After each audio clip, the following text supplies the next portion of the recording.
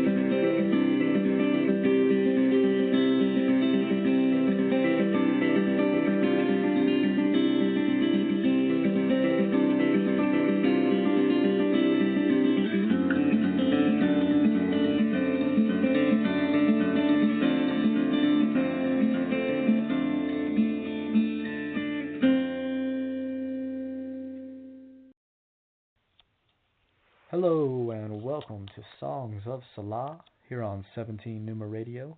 I'm your host, Scott Thomas Outler, and I want to thank you for tuning in this evening. It is Wednesday, May the 15th, 2019. Hope everyone is having a great day so far. Going to be here for the next hour this evening and looking forward to tonight's episode.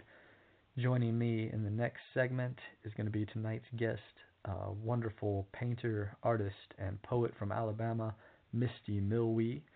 I've had the pleasure of collaborating with Misty in the past on a couple of occasions, writing ekphrastic poems in response to some of her artwork for a venue operated out of India by Gloria Sasakala called Glowmag. Misty was also gracious enough to create an original piece of mixed media artwork that serves as the cover for my latest book of Sand and Sugar, which was released last month through Cyberwit and is available now. So we'll be talking a little bit about that, as well as some of the other current projects she has going on at the moment and her plans for the rest of 2019 and beyond.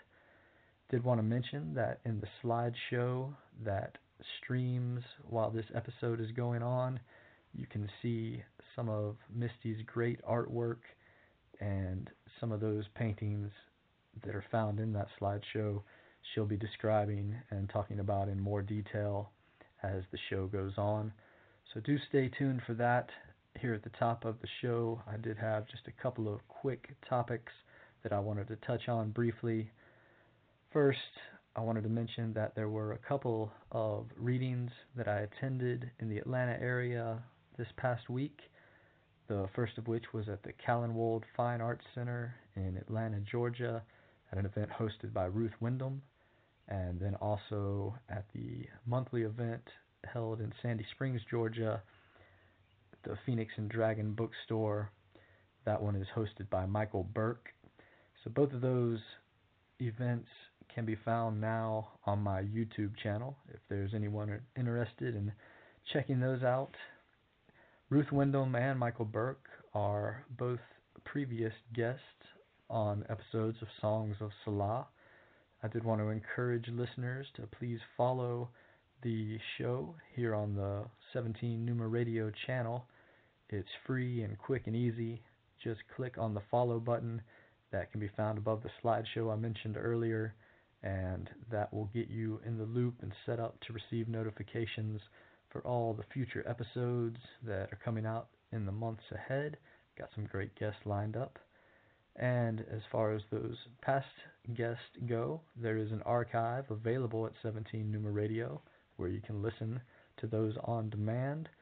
There's also an archive that can be found with links at my website, 17numa.com. On the note of future episodes, coming up on the 20th, this coming Monday, is going to be Beth Gordon joining the program to talk about her new book from Animal Heart Press. That's at 9 p.m. Eastern. And then in the second hour of that program is going to be the next edition of the open mic here on Songs of Selah. Those are always a blast. So if there's anyone that would like to call in, read a few of their poems, talk about whatever projects they have going on at the moment, you're more than welcome to do so. Always look forward to hearing from new people. And also, if there's anyone that would like to appear as a future guest for a full interview on the show, you can get in contact with me at 17numa@gmail.com, or look me up on Facebook, Instagram, or Twitter, and we can connect there. Always interested in talking to poets and novelists, musicians, painters, photographers, artists of all sorts. Anyone who has their unique song to sing is welcome to come on Songs of Selah and do just that. So once again, do get in contact with me if that's something that you're interested in. And I think that just about wraps it up here for the opening segment. I'm going to listen to this track by Debashish Parashar called Shalong. That was recommended by Mysti.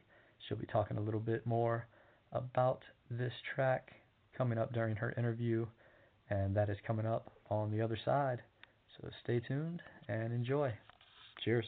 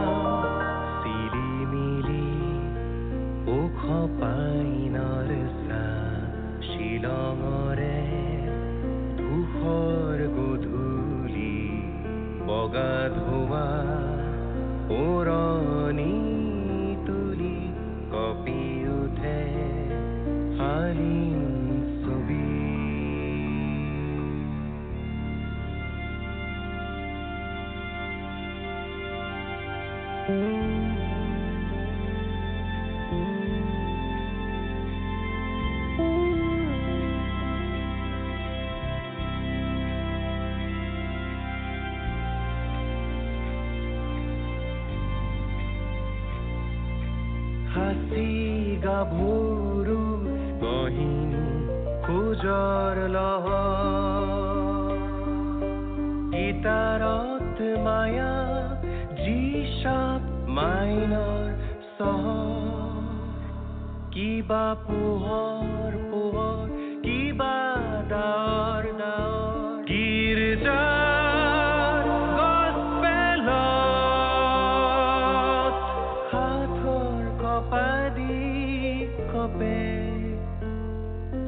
সন্ধিয়াৰ শিলং ধূসৰ চিলিমিলি ওখ পাইনৰ শিলঙৰে ধূসৰ গধূলি বগা ধোঁৱা ওৰণি তুলি কঁপি উঠে হালিম ছবি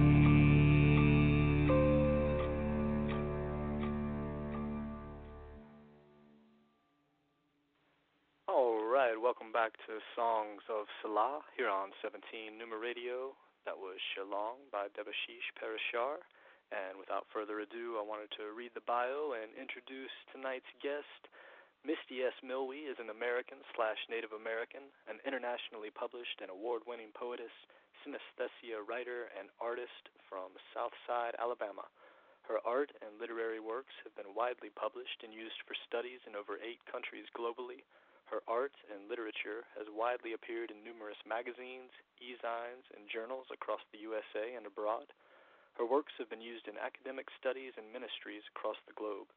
She is also a digital artist, illustrator, photographer, lyricist, storyboard artist, spoken word poet, singer-songwriter, screenwriter, philosopher, academician, motivational speaker, mentor, and musician. She's an illustrator and writer with the Society of Children's Book Writers and Illustrators and is an international collaborator in arts and literature. She was nominated for the Dr. Lakshmi Gautam Award and the Shri Atal Bihari Vajpayee Award with the Arpita Foundation at the International Women Empowerment Summit and Award Ceremony. She is a scholarship recipient, Outstanding Graduate Award recipient, and graduate of Art Instruction Schools in Minneapolis, Minnesota, USA. So thank you so much for joining the program this evening, Misty. How are you doing? Hello, Scott. I'm doing wonderful. How about you? I'm just fine, thank you. So got a lot to cover. As your bio describes, you are involved in so many different projects, and so we're going to go through the slideshow and all the graphics that you sent along and talk about some of those tonight. And I think maybe right from the start I wanted to ask you a little bit about the cover that you did for my book of Sand and Sugar, and firstly just say thank you. It's such a wonderful painting, a piece of mixed media artwork, and I'm really humbled that you took the time and effort to put such a magnificent piece of art together and let me use that. So I just want to say thank you, first of all, for that. You're most welcome, Scott. My pleasure. It's been a joy to work with you, always.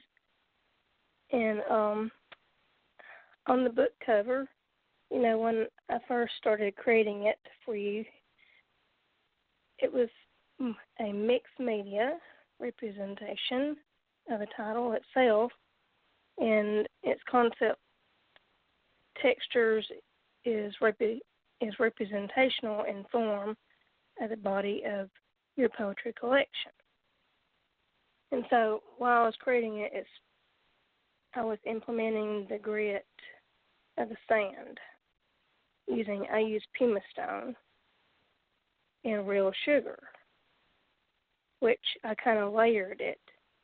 You know, as you can tell in the photograph there of the painting, I layered it in layers of color and I used the real sugar that I kind of implemented in various places here. And the eye is symbolic. That when I created that, I kind of, you know, when I create, sometimes I have the dreams, and, sometimes that comes first before I actually create something. So I kind of use my vision to implement that. In the aura, which was represented there, was drawn upon to metaphorically speak existence of the words that you had written in your book. The iridescent and the pearlescent flakes, which I used, was called pearl mica, because this is a mixed media, so I used watercolor and acrylics and the Pima stone that was part of the acrylic body where I had layered it up. And if you notice the pencil lines where I did the eyelashes there, it represents in between the lines of truth, feeling and tasting the grit of what is sweet and its bitterness. The colors that I chose really kind of channels the synesthesia approach of emotion that you conveyed in your words. When I was reading your poems, I felt all your emotion that you had written, and I used that as kind of an approach to how I layered the colors, the eyeball, how I had layered everything. The vertical lines, if you notice the vertical lines of the ups and downs, I kind of blended some of it, and then I kind of, on some of the other parts, it's kind of like edgy. So, you kind of get that symbolic representation that kind of blends the aura of your emotion, which you represented, in the attachment where the colors blended and or kind of bleed into each other through its own temperamental cycle of emotion. So that's kind of how I created the cover for your book of Sand and Sugar. That's really cool, getting some insight into that process, because you did such a amazing job with it. And the poems in that book, from my perspective, came from a bit of a feminine nature, the concept behind them, and we hadn't discussed that before you created the cover. And then the color scheme that you used with the pinks and the lighter shades really reflected that perfectly. So I think that you captured that essence so beautifully. And you mentioned the pyramid with the eye inside of it, and how you sometimes have visions and your work comes to you through dreams. Can you talk a little bit more about that aspect of inspiration and how that influences your artwork? Sure. Well, when I first started painting, when I was really young, I would always kind of have dreams about what I wanted to envision. And, that's kind of how I first started dreaming before I started really painting my dreams. And I kind of implemented I synchronize a lot. Like, see, when I created yours, it came to me in like a storyboard almost, because I would get pieces of it here and there, and I often synchronize, because when I kind of think about your work, I think about your work, your words, the things that you write.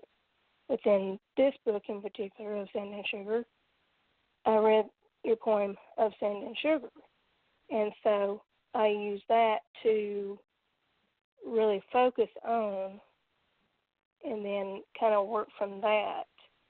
And that's how I kind of started my dream process. And I always keep a sketchbook on my nightstand, so I use that to kind of sketch my sketches in. So I never know. I'm going to wake up at 1 o'clock, 3 o'clock, midnight, 5 o'clock. I never know. So I kind of I wake up, and if I have a vision of it, I sketch it out, and then I use that sketch that I did to kind of piece it together. It's kind of like a puzzle, which I've always loved puzzles. So I pieced everything together, and everything just kind of had its own form. It started shaping like how you shape words, which are just beautifully amazing. I love your work. I've always loved your work. You're one of the best poets, contemporary poets I've read. And so I used the sketches that I had done, and I implemented that for the cover and just kind of built it. And sometimes my dreams come in color. Not always, but sometimes. When I've got a whole lot of visual and color tone and a lot of emotion, the more emotion that I have, the more colors that I can implement, the mood. About like yours right here. You see the pinks, the purples, the aquas. You can feel the mood. You can feel the feminine side, like you said a while ago, and which, when I read your work, I feel your soul. I embody your soul, so I'm synchronizing to what you have written. It's kind of odd that way, but that's how I've always kind of embodied the emotion, felt it, sketched it out, painted it, and that's kind of how I've always done my dream interpretation, which I've always, when I dream, I don't know how many dreams, but I know at least 15, 20, 30, 40, 50 sketchbooks all over, things that I've sketched out, which have become other paintings before, like Movement 1.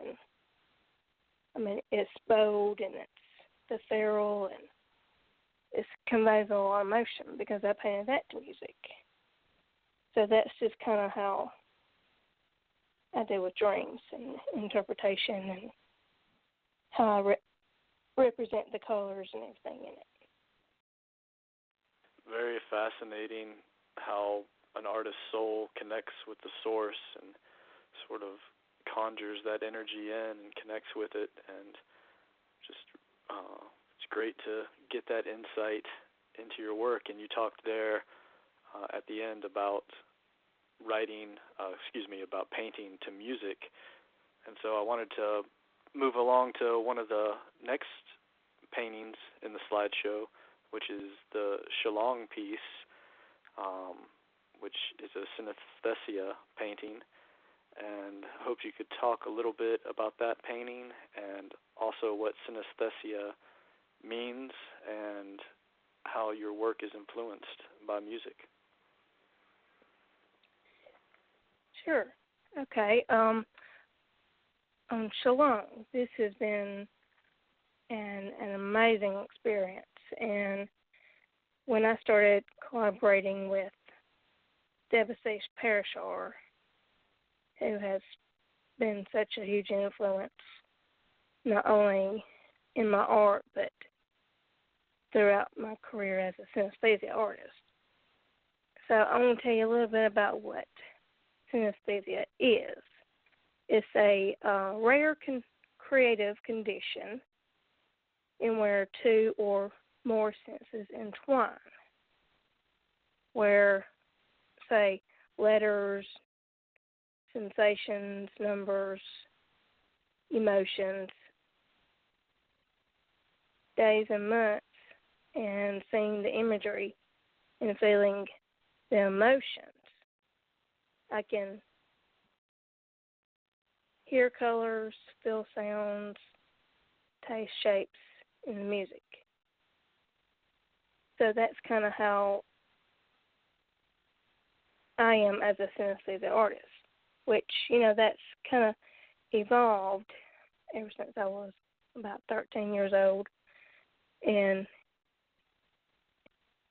it's evolved into a visual interpretation of music. And I express the visions received and expressively creating the visions onto the canvas.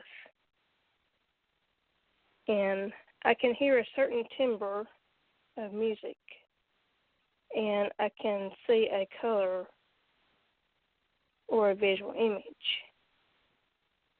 I can taste the richness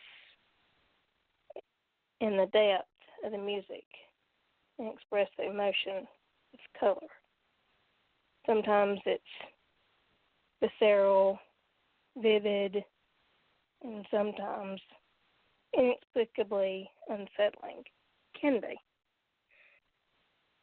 So I've kind of just used that as a dream interpretation as well, but implementing the music. So that's a little bit about me as a synesthete and kind of how I work. Very powerful. Was it overwhelming when you first started to discover the way that you interacted with the colors and the shapes and the forms, or did it just seem completely normal because you didn't know any other way?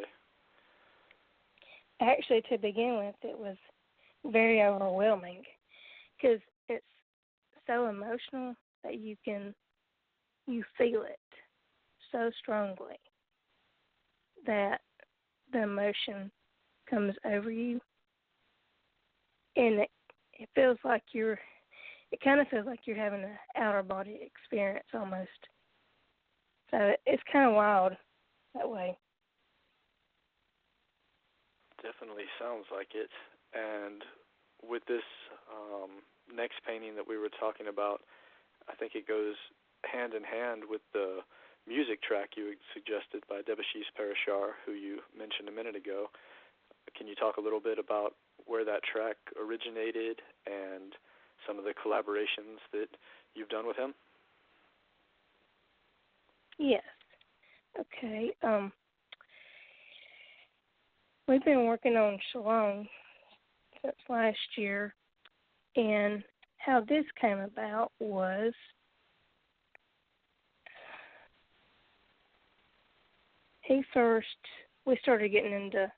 I started getting more into the culture and the art of things.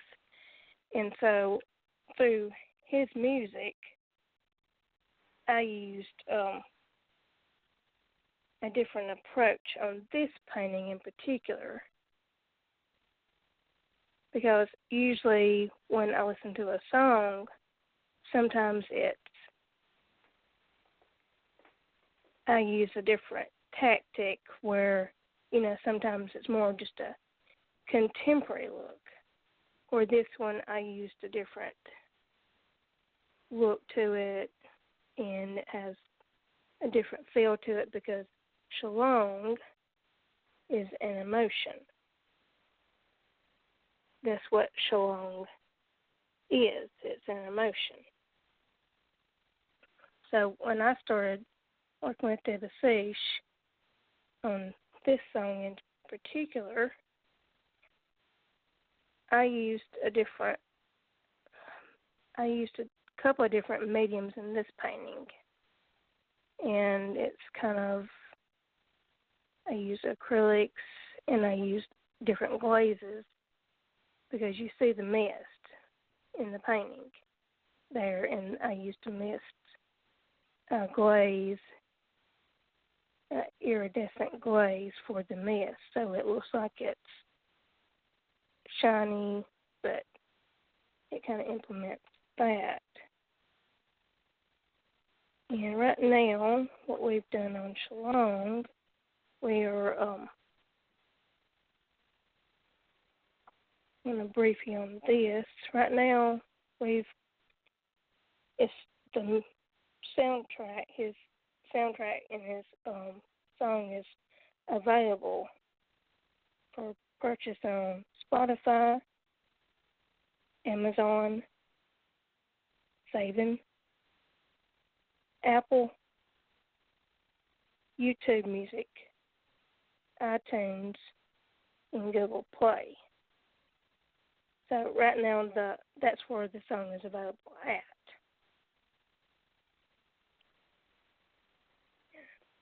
Okay. I want to talk about what else we've done with this. We've had publications in Northeast Feed, 13 Alphabet Magazine, Siege Now, and Moonchild Magazine.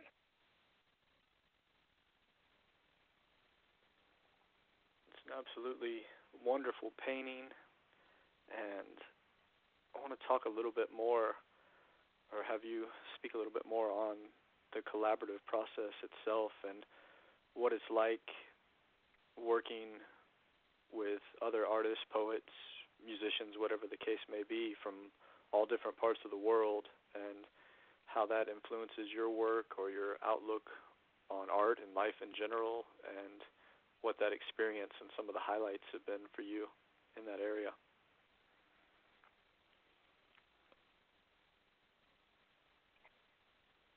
Ever since I've started collaborating with different musicians, say, too, as well, I've I've really enjoyed doing it. I mean, it's been an amazing experience, and I've worked with some other singers and songwriters as well that has really influenced some of my other paintings, which I have created in the slideshow there. I had a couple other ones. Mascara and the Universal Harmony of Light. Those other paintings were also visually interpretation of my dreams and music. Amazing. All your work is so wonderful, and you coming from different angles and perspectives with each of them, and I think it's amazing how your visions influence that. You're also a poet, write some great work yourself, and wondered if there's a few poems that you might want to read here at the middle of the show before we go on and talk about some of your other pieces of art. Okay. I've got a couple here I want to read. The first one I write was called Silver Lining, Silver Crown.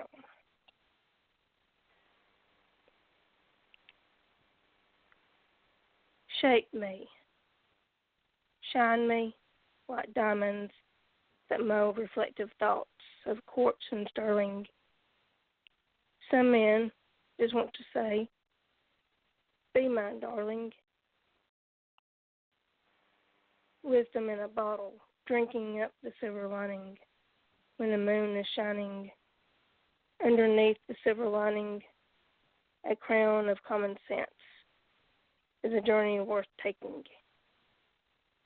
Underneath, when truth revealed, manipulated ways, when men want to hook up and put me in the middle of past memories, in the middle of an ocean, drowning mixed emotions deep, stirring up what love was and burying it where our hearts first met. Wandering, whispering, weeping, wishing, fishing in a silver sea, leaving the light on to catch what? The magic, waiting for true love in the world. I didn't feel a thing, and you made me feel like you were a prince, charming, and pretended to give me a crown when my roots of value ran deeper and my heart grew stronger.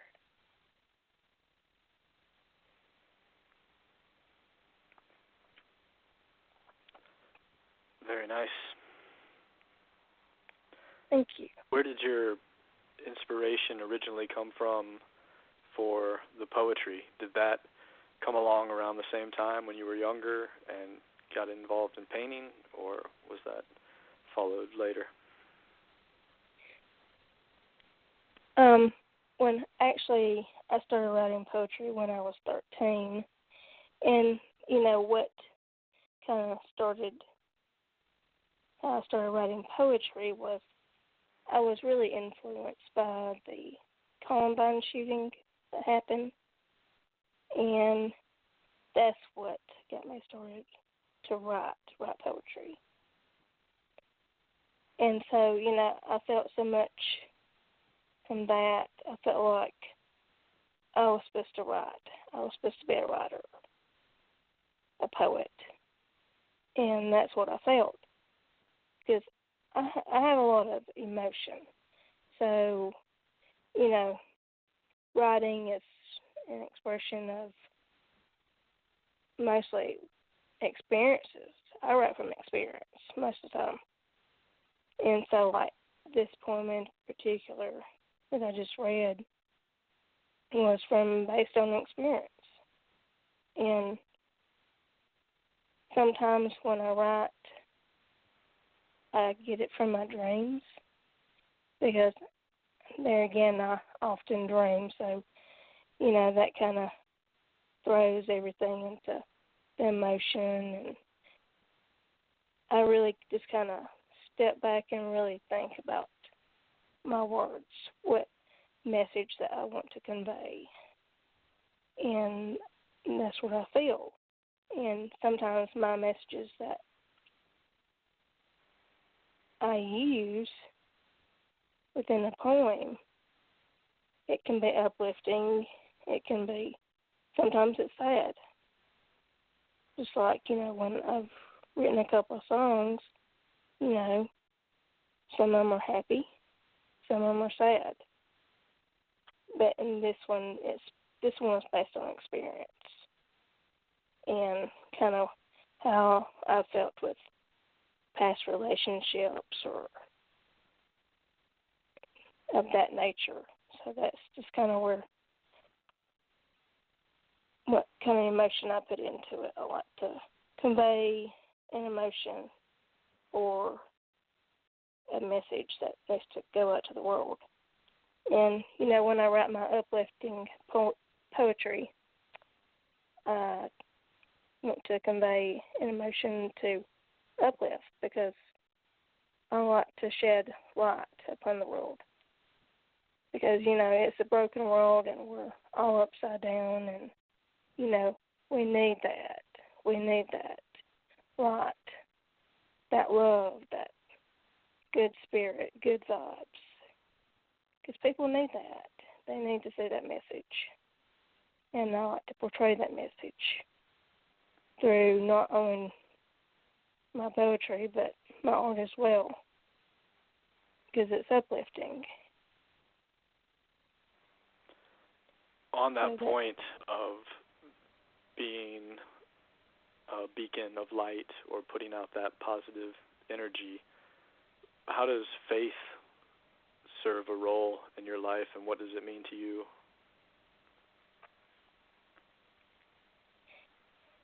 Faith is everything. Faith is what has made me a stronger writer, a stronger poet, a stronger painter. faith is built upon the foundation which I have always tried to strengthen, to focus on the faith, because that's where it starts. Having faith and believing in what you love. And it's just when I think about faith, it's more of a feeling that I've had since I was young. I've always had a deep spiritual root. And if you think about some of my other paintings that I've done, you can see the deeper meaning. Because when you listen to music, you always think, well, oh, okay, sometimes it's just words. No, it's not just words. It's about what you feel, how you convey the mood, how you interpret it in your mind. If you think about a song or read something that you really love, you either believe it or you can see it, but you can also feel the spiritual sense in itself. And that gives you, or it gives me, faith to dream bigger, to always keep my faith, to stay stronger, to stay focused, and just do what I love, enjoy what I'm passionate about. And that's how faith has really helped me get through times where, we all have times of hardship. We all have the ups and downs. We all feel different feelings at different times. But faith is what helps carry us through, give us the light that we need to keep believing, being stronger. Faith is what we have to have in order to keep moving forward, to keep believing, to keep moving on and building what we love, what we dream. Well said. Faith is that anchor that keeps us centered, and it's wonderful to be able to draw inspiration from the other artists who are pouring forth from their unique souls, which are always connected to that same source. And I think that's why we're able to relate to the artwork of others so well. And I know that you have another poem that you'd like to share this evening, but I did have one more question about your poetry before you read that.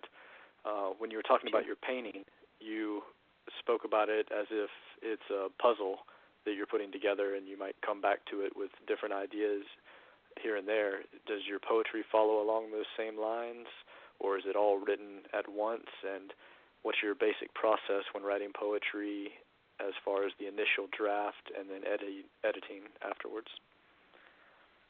Great question. Actually, yes, it is like a puzzle. Sometimes when I write, sometimes it comes together all at once. Sometimes it comes together in pieces. But the last several that I've written have been I've written it all at once. And it really wasn't much of a puzzle on some of them, but on past ones I have built more on it where, it's pieced together.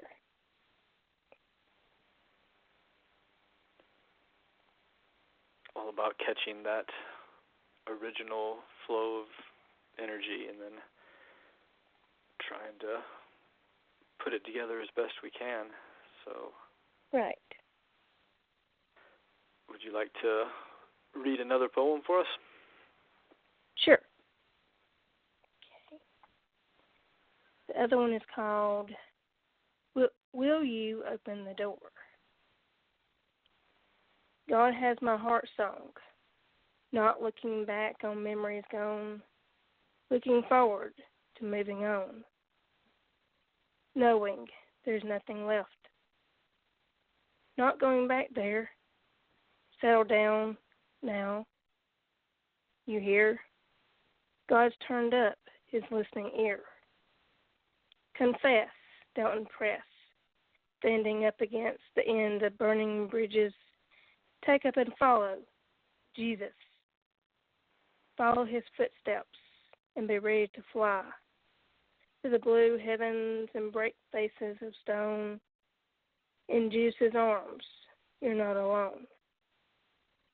His unfailing love, as children's hearts follow your spirit. So bring the message, let's hear it. You will believe it in the time spent praying on your knees. Hear me singing through the trees and echo in the foundation of faith. Dried cracks solidify and mold into beautiful shapes, draped into life, clothed by a cloak of salvation, coated with color. Reveal it. Don't you hear that? Knock, knock, knock. Will you open the door? Hello, this is Jesus.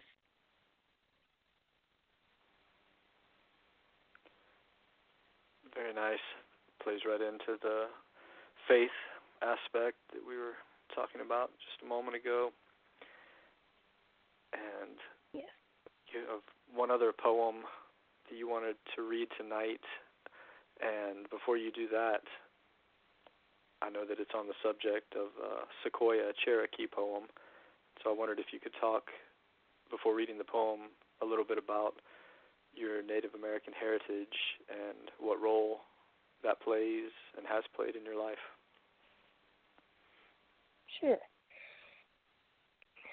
I've started looking into my cultural roots when I was younger. My mom told me about our great-great-great-grandmother, and she was telling me that she used to be a painter. So I believe I really kind of inherited her genes there as being a painter, and somewhere along the lines, I believe there was also a writer, but I don't know that for sure. But my mom started telling me stories about my great-great-great-grandmother, and I was like, wow. So, that kind of really inspired me to look further into our background, our ethnicity, our heritage. And, when I started researching it and looking more into my background, I found out that we're from the Eastern Band of Cherokee Indians out of the Carolinas. And then some of them had moved to Alabama, which they had traveled down through what is known as the Trail of Tears. So they had came down to Alabama for their plantation, their home front here, and had settled here in Alabama. And we do have still a group here from Gadsden. I believe there's still a group here in Gadsden that are part of the Cherokee affiliation in the Eastern Band. That's from the Eastern Band. So that kind of made me want to do something more along the lines within my writing. So that heavily influenced me to write more culturally speaking through my writing. So the poem that I wrote that's called Equal Freedom, this was really just through a journey.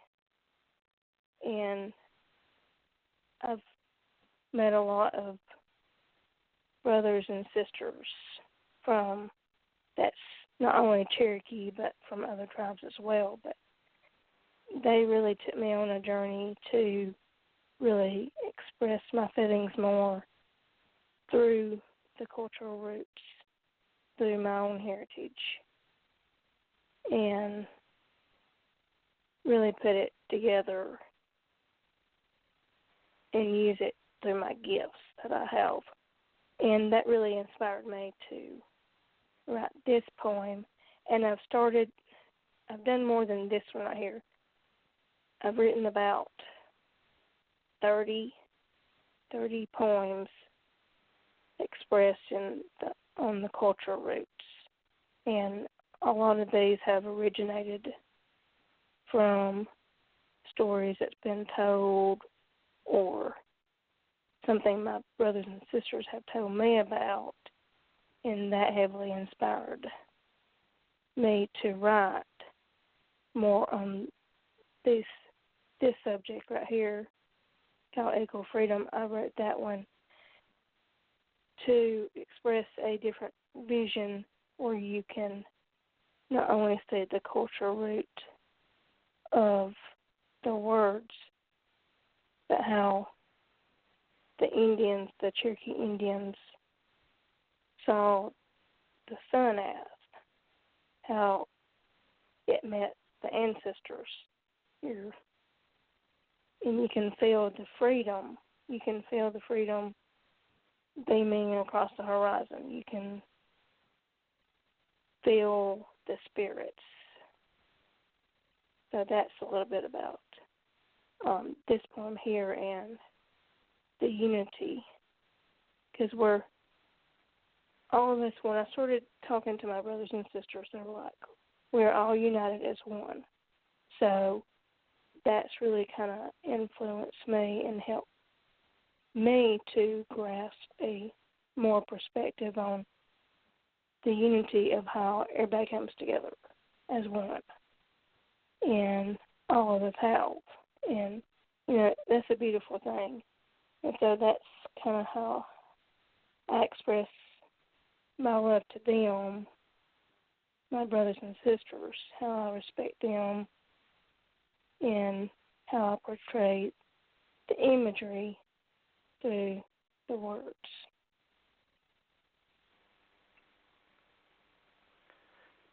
Very well said. Would you like to share that poem, Equal Freedom? Yes. Equal freedom. Grandfather sun meets grandmother moon on the horizon, equal to the path of the red road to freedom, waiting to express love to one nation, destined for a breath of my love, expressed in respect to the Great Spirit, for our soul is bound in unity.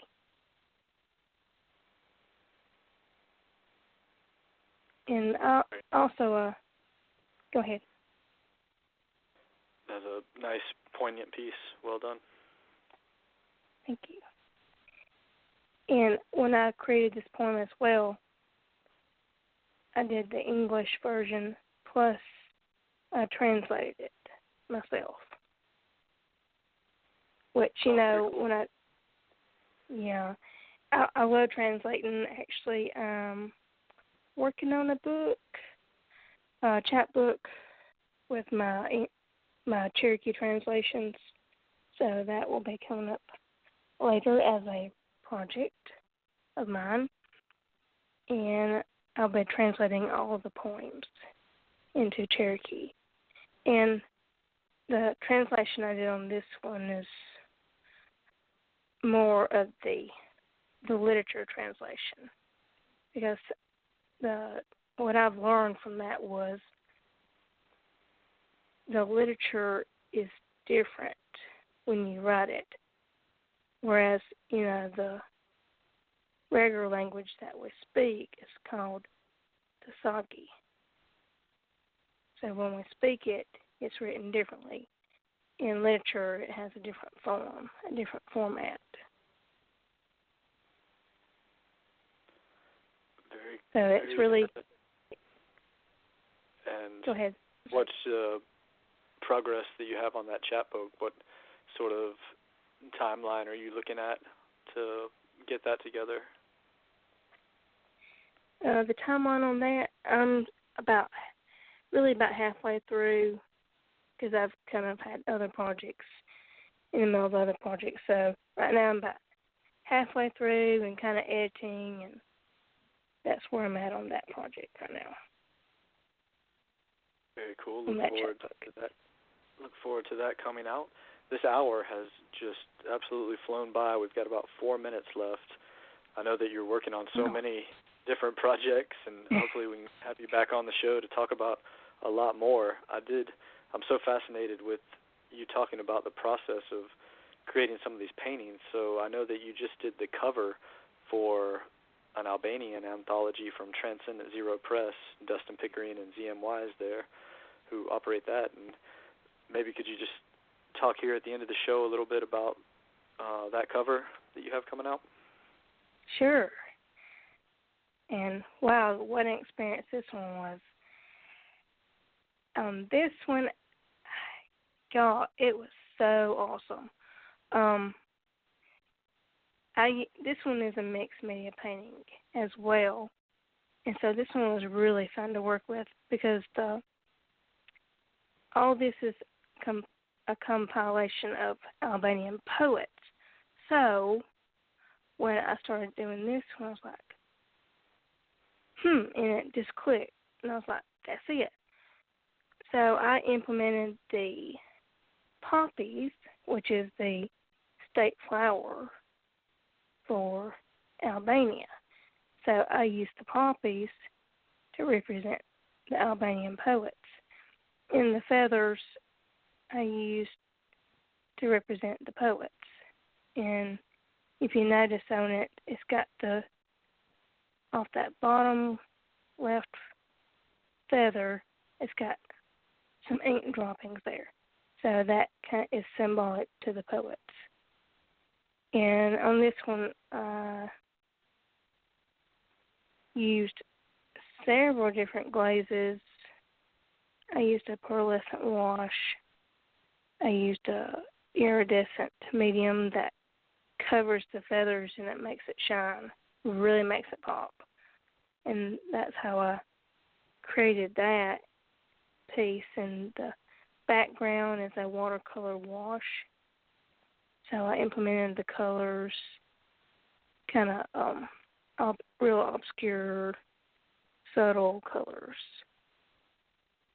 that kind of blends in. Some of them are kind of, it bleeds into the other colors so that it gives that effect to it, overall effect to it. And then I added 3 more layers of different glazes on top of that. And all that was I used acrylics from the golden line of acrylics. It's an absolutely stunning piece of art. I'm sorry to cut you short there. I know there's more description on it because it's a fantastic piece, but we're coming down to the last minute of the show here. So I just wanted to say thank you again for taking the time to appear for the work that you did for the cover of my book, and I hope that people will check out this upcoming Transcendent Zero Press anthology that you worked on as well. Here in the last half minute, can you mention to folks where they can check out some of your work and get in contact with you if they'd like? Yes. They can either contact me by email at Misty, MYSTI, art, ART, at gmail.com.